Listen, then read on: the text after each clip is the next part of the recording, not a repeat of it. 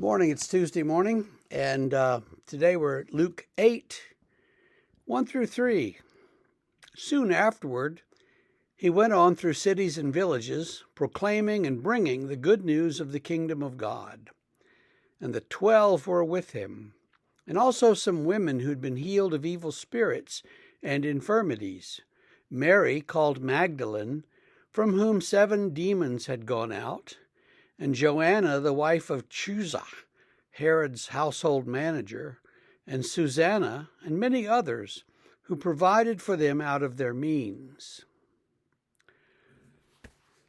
Sometimes we think that it was just Jesus and the 12 disciples walking around, just 13 people, but it really wasn't that way. The disciples, there were a large crowd of disciples. We don't know how many. Could have been 3 or 4 dozen, could have been 100, but a bunch of people.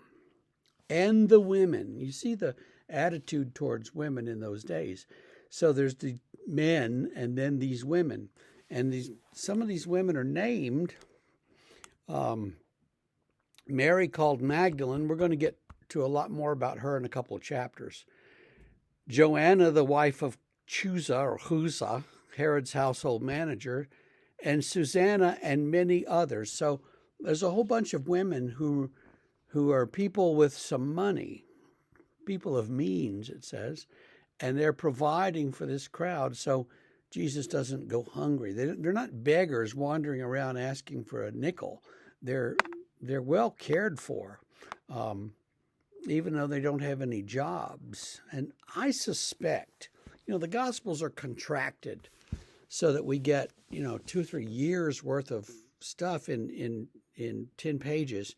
So I think what happened is that sometimes they'd go back to Galilee and catch a load of fish or two and sell it, and that would give them the money to provide for the group for food for a few days, and they would just do like that.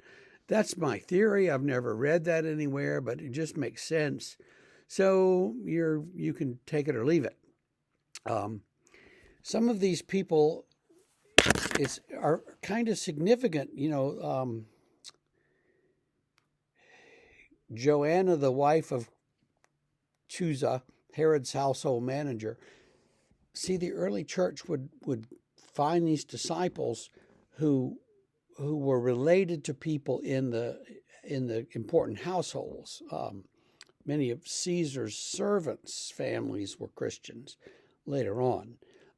Here it's Herod's manager's wife who follows Jesus around. So these are not insignificant people. They're not famous or powerful themselves, but they, Joanna can go home and tell Chuza, you need to see to it that we're left alone and stuff, and probably did some of that. So there's some intrigue that goes on behind the scenes.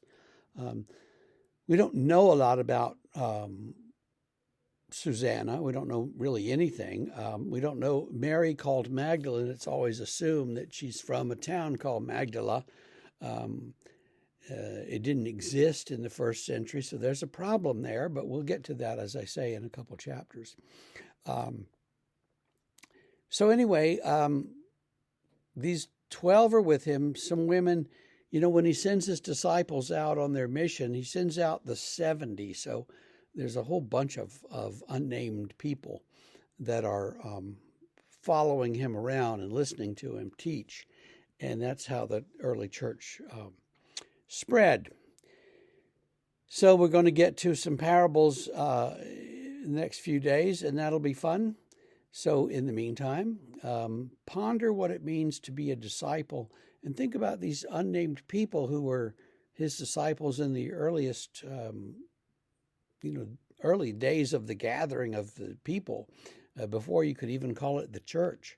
And, and ponder what it meant to follow Jesus in their life, and then what it means to follow him in yours. And we will see you all tomorrow. Have a great day.